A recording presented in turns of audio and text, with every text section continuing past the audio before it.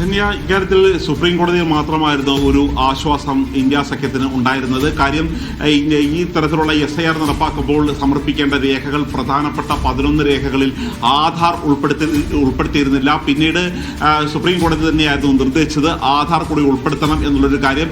ആ സമയത്ത് തന്നെ ഇപ്പോൾ സുപ്രീം കോടതിയിൽ ഇപ്പോഴും ആധാറുമായി ഈ SIR ബന്ധപ്പെട്ട കേസ് ഈ ഹർജി നടത്തിക്കൊണ്ടിരിക്കുകയാണ്.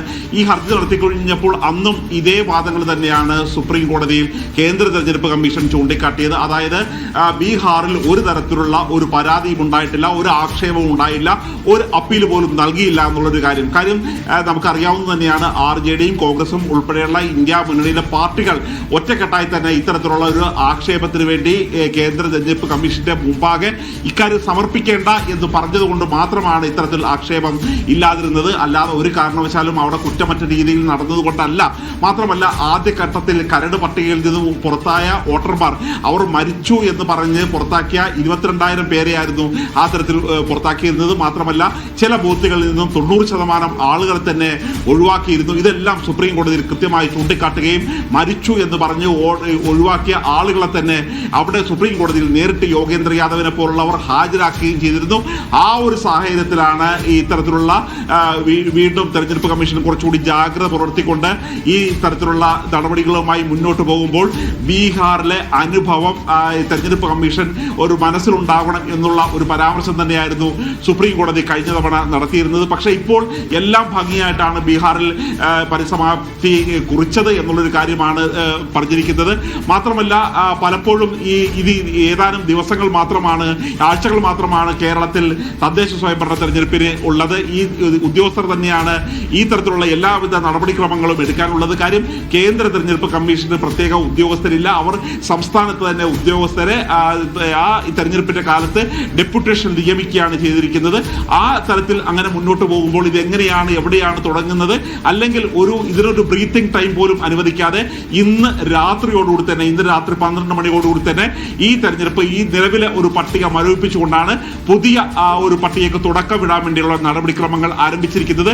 ഇതിന് തെരഞ്ഞെടുപ്പ് കമ്മീഷൻ പറഞ്ഞത് 1200 പേർ മാത്രമാണ് ഒരു ബൂത്തിലുണ്ടാകുക എന്ന രീതിയിലേക്കാണ് കാര്യങ്ങൾ പോകുന്നത്. മാത്രമല്ല പല ആളുകളും പല സ്ഥലത്ത് പല ബൂത്തുകളിലും വോട്ടർമാരായിട്ടുണ്ട്. ഇതെല്ലാം ക്രോഡീകരിച്ച് ഒറ്റ വോട്ട് എന്ന തരത്തിലേക്ക് കൊണ്ടുവരികയാണ്. ഇത് ഈ വോട്ടർ പട്ടിക ശുദ്ധീകരിക്കാൻ വേണ്ടിയുള്ള ഒരു പ്രക്രിയയ്ക്കാണ് തുടക്കമിട്ടത് എന്നുള്ളൊരു വാദങ്ങൾ നമുക്കറിയാം. കഴിഞ്ഞ 20 വർഷത്തിൽ കുടിയേറ്റം ഉൾപ്പെടെ പല നഗരങ്ങളിലും വലിയ മാറ്റങ്ങൾ വന്നിട്ടുണ്ട്. ആളുകൾ അങ്ങോട്ടും ഇങ്ങോട്ടും താമസിക്കുന്ന സാഹചര്യമുണ്ട്. പക്ഷേ ബീഹാറിൽ സംഭവിച്ചത് വലിയ ഉദാഹരണമാണ്. ബീഹാറിൽ സംഭവിച്ചതെന്ന് പറഞ്ഞിട്ടുണ്ടെങ്കിൽ അവിടെ SIR-ൽ പൗരന്മാരെ ചേർക്കുന്നതിന് പകരം, അതായത് കുടിയേറി വന്ന ഇല്ലെങ്കിൽ മാറി താമസിച്ച അവരുടെ രേഖകൾ ഉൾപ്പെടെയുള്ള കാര്യത്തിൽ സംശയമുണ്ടായിരുന്നു. അപ്പോൾ പൗരന്മാരെ ചേർക്കുന്നതിന് പകരം പൗരന്മാരെ തള്ളിക്കളയുന്നത്, അതാണ് ആ 65 ലക്ഷത്തിന്റെ കണക്ക് വന്നത്. അപ്പം മറ്റു സംസ്ഥാനങ്ങളിലേക്ക് വരുമ്പോൾ, പ്രത്യേകിച്ച് കേരളം പോലെയുള്ള സംസ്ഥാനങ്ങളിലേക്ക് വരുമ്പോൾ ഏതു തരത്തിലായിരിക്കും അത് പ്രവർത്തിക്കുക? എത്ര ലക്ഷം ആളുകളായിരിക്കും വോട്ടർ പട്ടികയ്ക്ക് പുറത്തു പോകാൻ ഇരിക്കുന്നത് എന്നൊരു ആശങ്കയല്ലേ ഉയരുന്നത്? അതിനെ എങ്ങനെ പ്രതിരോധിക്കാനായിരിക്കും പ്രതിപക്ഷ പാർട്ടികൾ ശ്രമിക്കുക?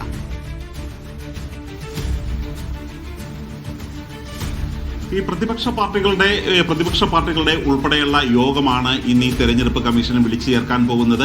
BLOമാരെ നിയമിക്കുമ്പോൾ പ്രധാനമായും 6 ദേശീയ പാർട്ടികൾ, BJP, കോൺഗ്രസ് ഉൾപ്പെടെയുള്ള പാർട്ടികളുടെ പ്രതിനിധികളെ ഉൾപ്പെടുത്തിയായിരിക്കും, സംസ്ഥാന തലത്തിലാണെങ്കിൽ സംസ്ഥാന തലത്തിലുള്ള ഒരു പാർട്ടികളെ ഉൾപ്പെടുത്തിക്കൊണ്ടായിരിക്കും ഈ BLOമാരെ നിയോഗിക്കുക. മാത്രമല്ല തെരഞ്ഞെടുപ്പ് കമ്മീഷൻ ആദ്യം തന്നെ ഈ പാർട്ടികളുടെ ഒരു യോഗം വിളിച്ചതിന് ശേഷം ഈ ആശങ്കകൾ ദൂരീകരിച്ചതിന് ശേഷം മുന്നോട്ട് പോയാൽ മതി എന്നുള്ളൊരു തീരുമാനമാണ് എടുത്തിരിക്കുന്നത്. പക്ഷേ എങ്കിൽ പോലും ഇനി പ്രത്യേകിച്ച് ഒരു തിരിച്ചുപോക്ക് നടക്കില്ല.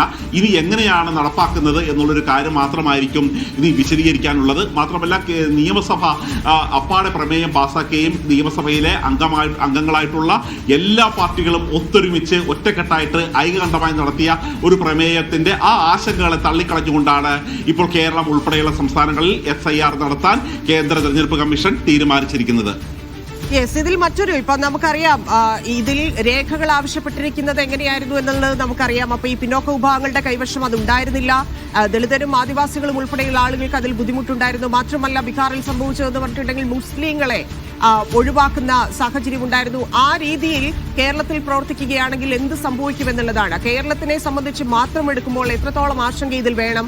കഴിഞ്ഞ 20 വർഷമായിട്ട് ഇതൊന്നും സംഭവിക്കുന്നില്ല. 2002 ഇവിടെ അവസാനമായിട്ട് ഇത് സംഭവിച്ചതെന്ന് മനസ്സിലാക്കുന്നു. പക്ഷെ അതിനുശേഷം ഉണ്ടായിരിക്കുന്ന കാര്യങ്ങളിൽ, മാറ്റങ്ങളിൽ, ഈ രേഖകൾ ഉൾപ്പെടെയുള്ള കാര്യങ്ങളിൽ എത്രത്തോളം ആശങ്കപ്പെടേണ്ടതുണ്ട്? നേരത്തെ പറഞ്ഞതുപോലെ ലക്ഷങ്ങളുടെ കണക്ക് ഇവിടെയും സംഭവിക്കാനുള്ളൊരു സാധ്യതയുണ്ടോ? തെരഞ്ഞെടുപ്പ് ഓഫീസറിന് ഇനി ഈ വിഷയത്തിൽ എന്തെങ്കിലും തരത്തിൽ ഇടപെടാനുള്ള ഒരു സാധ്യതയുണ്ടോ? തദ്ദേശ തെരഞ്ഞെടുപ്പ് നമുക്ക് മുന്നിൽ നിൽക്കുന്ന സാഹചര്യത്തിൽ കൂടി.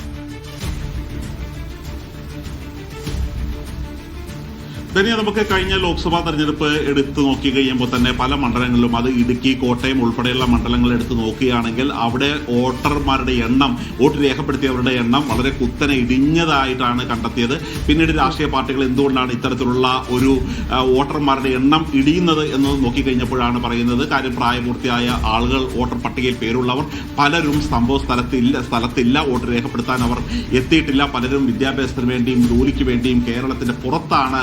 അതുകൊണ്ട് തന്നെയാണ് ഇത്തരത്തിലുള്ള വലിയ തരത്തിലുള്ള ഒരു വോട്ടിംഗ് ശതമാനം ഇടിഞ്ഞത് എന്നുള്ളൊരു കാര്യം മനസ്സിലാക്കിയിരുന്നു. കാര്യം ബീഹാറിൽ ഇതുപോലെ അന്യസംസ്ഥാന തൊഴിലാളികൾ മറ്റ് അൺസ്കിൽഡ് ലേബേഴ്സായി കേരളം ഉൾപ്പെടെയുള്ള സ്ഥലങ്ങളിലേക്ക് പോവുകയാണെങ്കിൽ കേരളത്തിൽ നിന്നും സ്കിൽഡ് ലേബർമാർ ഉൾപ്പെടെയുള്ളവയാണ് മറ്റു സ്ഥലങ്ങളിലേക്ക് പോകുന്നത്.